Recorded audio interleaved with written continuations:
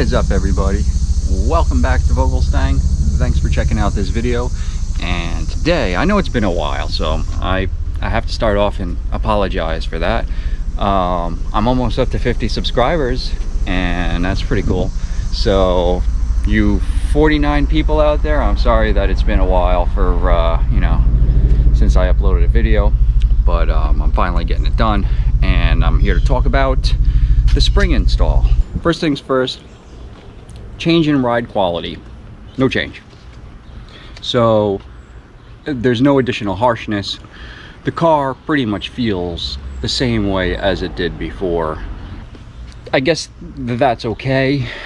Honestly, I don't mind. I wouldn't mind a little bit of extra firmness in the ride.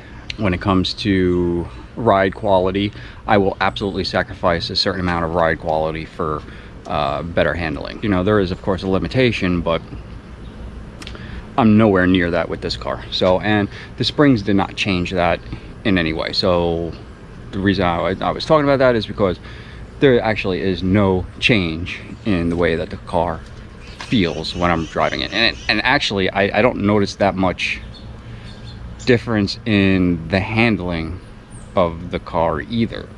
So, you know, I was hoping to get maybe a little bit better feel around corners, and maybe there is. I just can't tell. Maybe because I already have some suspension mods already done to the car. Maybe the springs, maybe if I did the springs first, I would have noticed a difference. So that's just my personal observation for these springs after I install them. The ride height, love it. Love the ride height. So with my tire and wheel setup, I feel this is a perfect sweet spot. Just a tiny bit of gap in the rear here, and same thing in the front. So I'm really happy with the overall look that was achieved with installing these springs. Let's talk about what kind of difference we saw. So originally we could see here that, if it'll focus, maybe I'll zoom in here. This is the rear, and originally I was at about 29 1/4. Now we are sitting at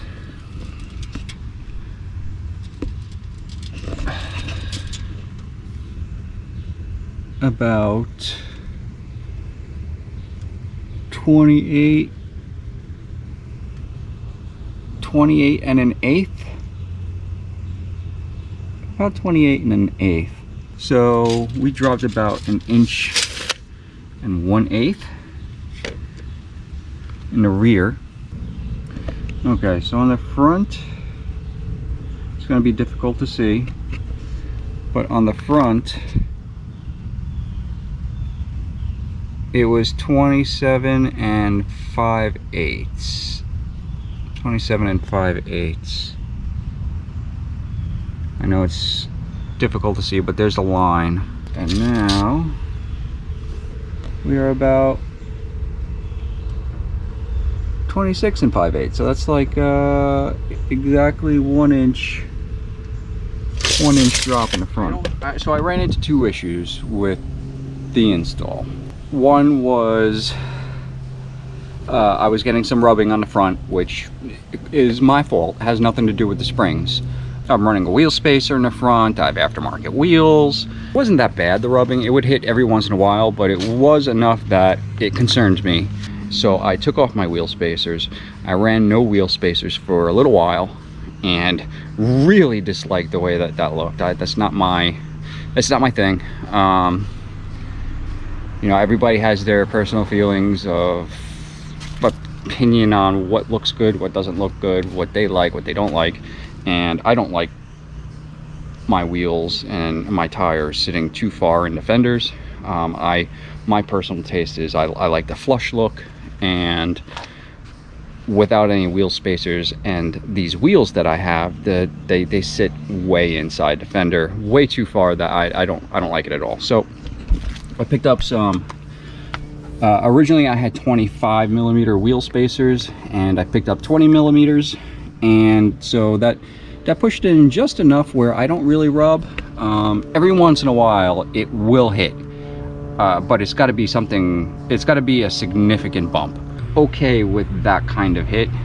You can see where from previously with my 25mm wheel spacers, you could see that there was some scarring on the tire from where it was hitting. I'm actually going to monitor this a little bit and make sure that with the times that it's hitting now, like I said, which is very few, I'm just going to make sure that these tires don't get any more damage to them. So I'm going to keep a close eye on that. One other issue I ran into after I did the install, I backed the car out of my driveway, and there is a little bit of a lip back there, and as soon as my front tires went over the lip, I heard a loud clunk. So the loud clunk came from this area here. Immediately I brought the car back into the driveway. I mean, clearly it was not a noise that I would feel comfortable driving the car with. So I pulled it back in the driveway and started my research. What did I miss? Something's wrong. I did something wrong. I did not get the proper torque setting on the strut nut. You have to do research, and you have to make sure that everything you do correctly. So on my part, you know, I should have looked into about, I mean, I know about torquing bolts and everything, I know that, and there was a little part of me in my head that was like, hey, what about torquing? But I just kind of fluffed it off because the video that I watched, you know, didn't have any torque specification. So I kind of was just like, man, I don't need it.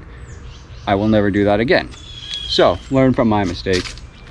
If you're undoing a bolt and you're putting the bolt back on, do a quick look, do a quick search to see if that bolt needs to be torqued, and just find out. So I actually went through every nut and bolt that I touched throughout the whole spring installation. I went and I made sure they were all torqued to the specifications that are required for the suspension setup. Site that I went to that has a good list of torque specs is lmr.com. So I'll put that link in the description. That's about it. So hit that like button, and if you haven't subscribed, please do so. I'd really appreciate it. And that's about it for this one, and I'll see you guys next time. Later.